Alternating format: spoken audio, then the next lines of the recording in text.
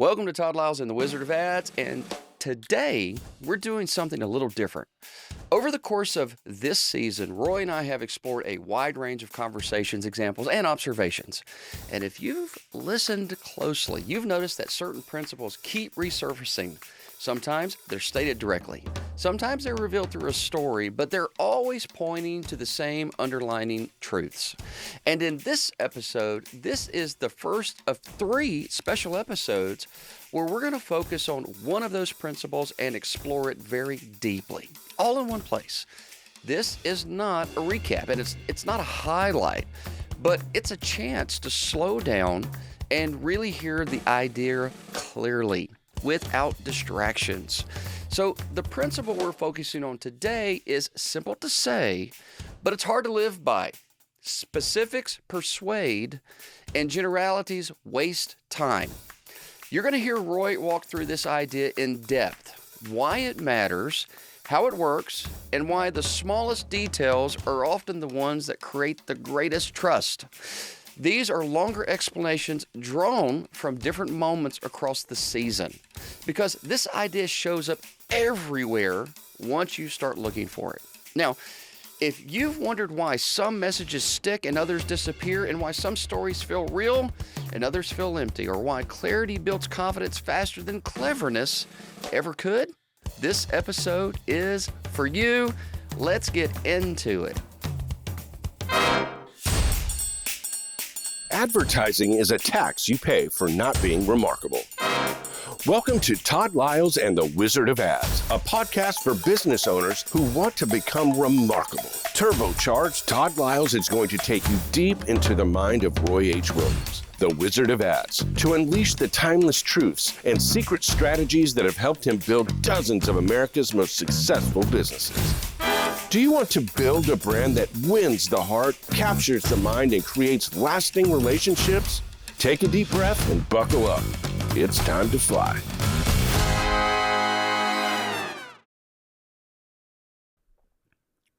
America is covered with houses about 1,600 feet, 3 bedrooms, 2.5 baths. If you have a home like that, we can replace the entire air conditioning system for $12,000. If I described your house and it's time for you to replace the whole system, anybody charging you more than $12,000 is making you spend more than you have to spend. It's a basic system, but it'll work great. Now, here's what's interesting. I named a specific house size and a specific price for the system. Okay?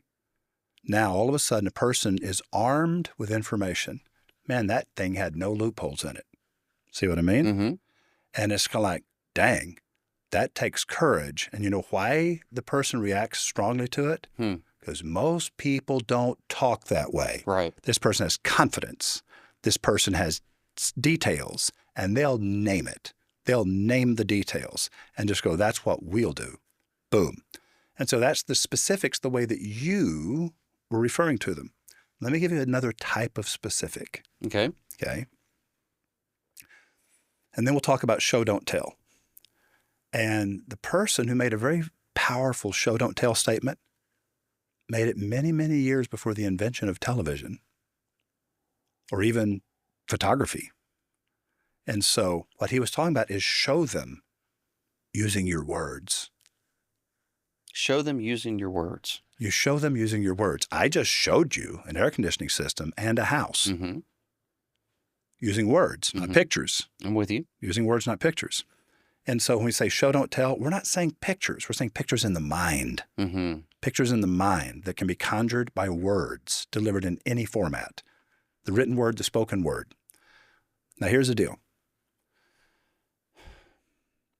Matthew, Mark, Luke, John, called the Synoptic Gospels. Did you know that in the New Testament Gospels, when a story has people's names in it, and the people all have names, Zacchaeus that climbed the sycamore tree, it's in the book of Luke. All the stories where people have names are in Luke. I didn't know that. Yep. Luke names what kind of a tree it was, and the guy's name, who was so short he had to climb the tree to see Jesus as he passed by. Matthew doesn't do it. He was a tax collector. He's a numbers man. Mark didn't do it. He was an activities guy. And like half of the whole gospel or 2/3 of the whole gospel of Mark, it's the shortest one, make the point. It's all about the passion. It's all about the crucifixion. But Luke was a physician. Luke was a people person. And so everybody had a name and included lots of details. And you can visualize the things that happen in the book of Luke better than you can in any of the other gospels. So as a writer, see, I'm sure pastors have recognized that, and I've been through the Gospels. Mm-hmm. Those details didn't stand out to me. But as a writer, that must like pop out to you like it's obvious. No. Somebody taught me that. I didn't notice it on my own. They didn't notice you. Okay, well, but good for you for being honest. Yeah. Well, no, the point is this. He uses specifics because the story, see, anytime you remember a story from the New Testament and you know the names of people or what kind of a tree it was, it's always Luke. It's like, just be aware, that was always Luke.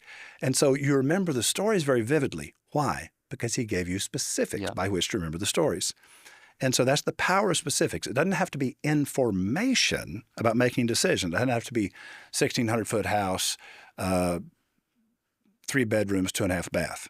That's a very specific house that many millions of people own. Most common house in America.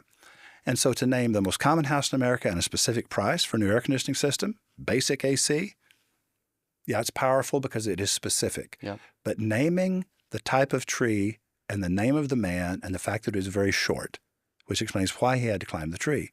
We're given 3 specifics about this moment. And the average person remembers the story of Zacchaeus who climbed the tree, okay? And Jesus looked up and said, hey. And he was a horrible little guy. He was a little criminal, you know. He was a tax collector, which basically was a con man back in that day. And he says, hey, you, Zacchaeus, call him by name. We're going to have lunch at your house today. And everybody was gasping, going, you obviously don't know what kind of man that is.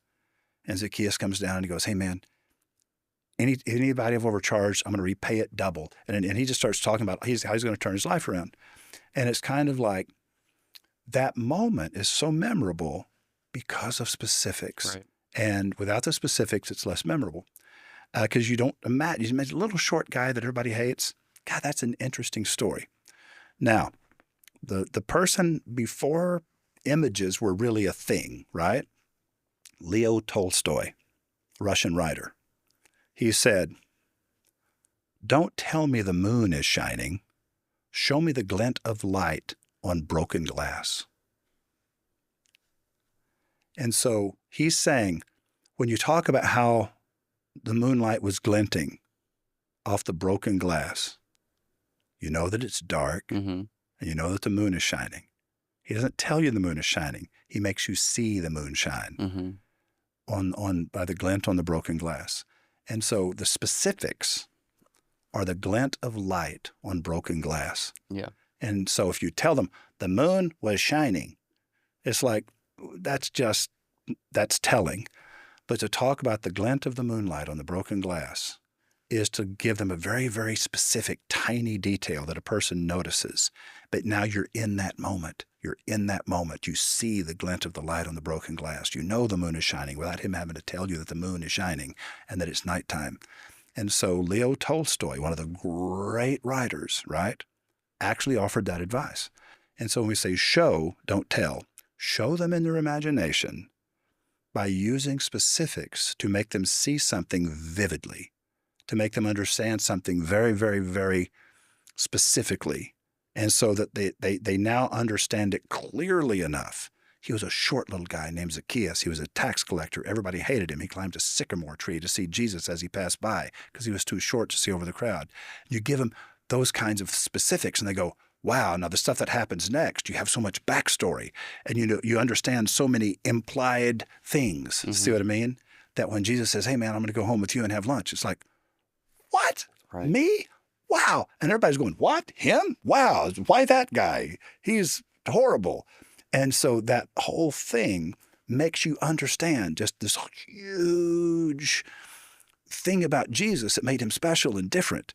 Is because he knew that guy. He knew everything about that guy and chose him anyway. And you're going, wow. And so Luke, unbelievably intimate storyteller. He's making you see what he saw. He's making you understand and feel what he felt.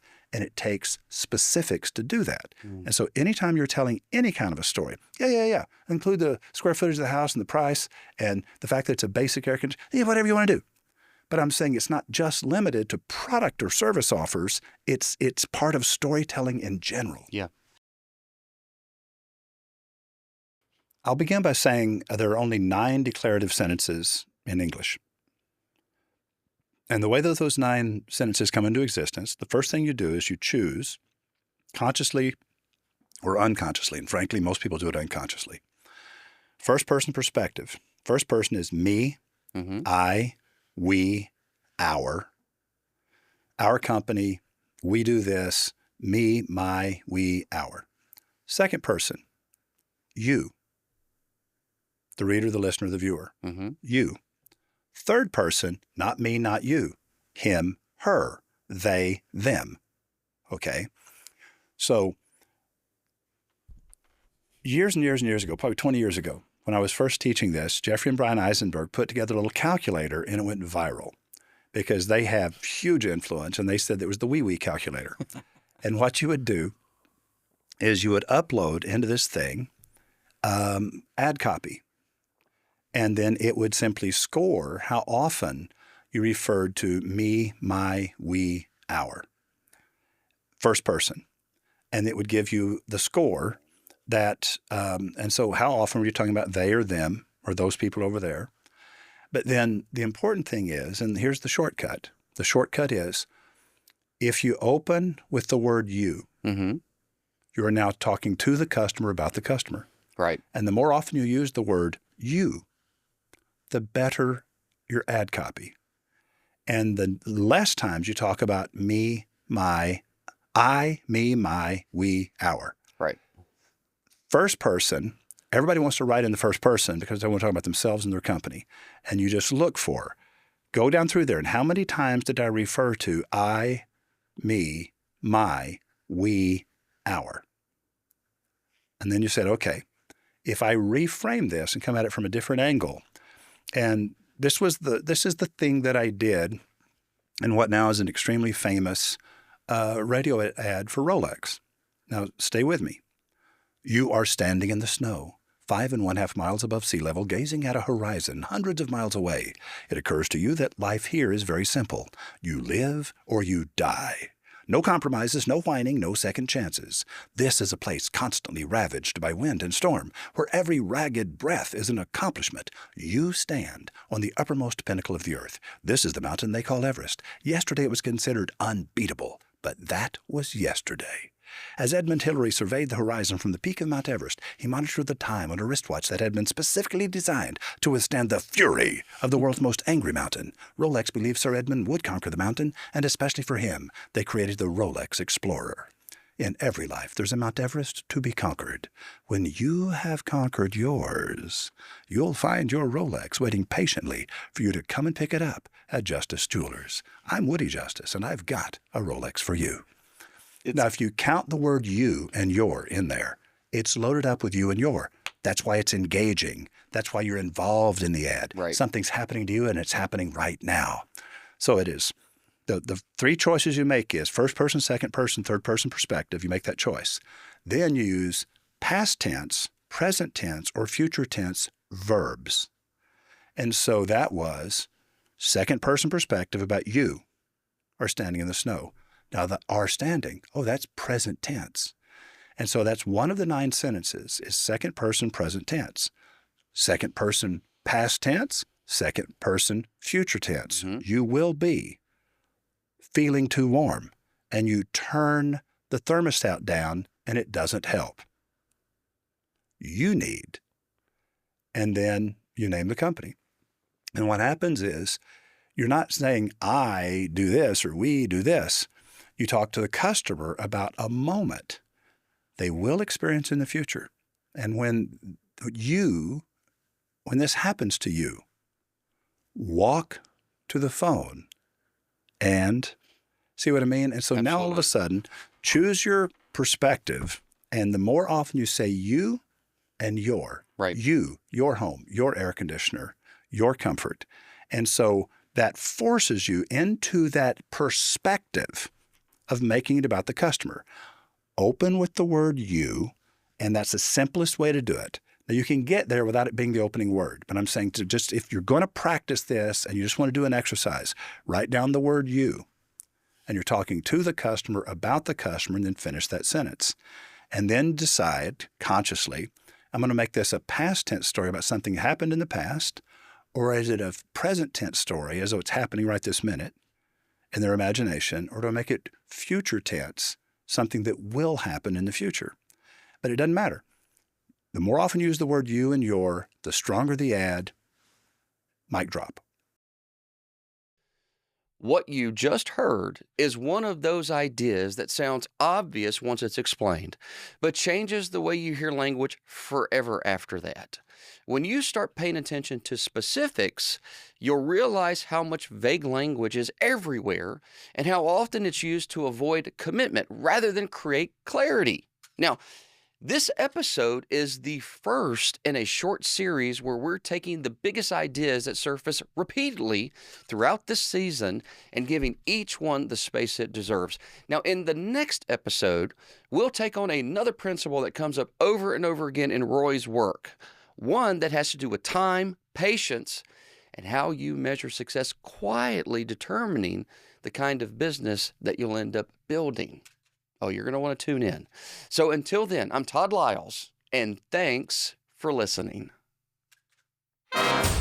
You've been listening to Turbocharge Todd Liles and the Wizard of Ads, where the bold win and the remarkable reign. If you enjoyed this episode, make sure to like, subscribe, and follow so you never miss a conversation. If you want a copy of the show notes or watch the ads from today's show, head over to toddliles.com/wizard. This episode is dedicated to the business owners who refuse to be ordinary.